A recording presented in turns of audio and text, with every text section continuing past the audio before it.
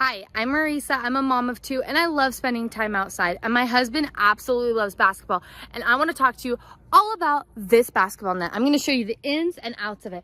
So this is kind of what it looks like. I love how well it is made.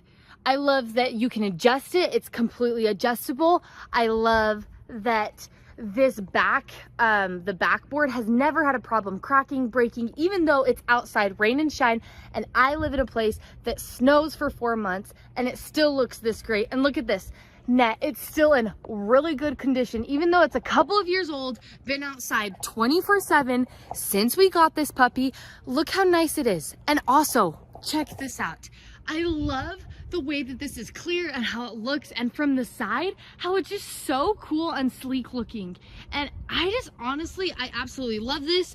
Here's kind of how you can change the height of it, and we obviously attached a net here so balls don't go back into our neighbor's yard, which I love that was even an option. And I think this is an incredible basketball hoop, and you should totally get this for your next in-ground basketball hoop for your house, because you are not going to regret it. We loved it so much, we literally bought one, and there's number two right over there. That is how well they're made. That is how much I would recommend it, because there are two here.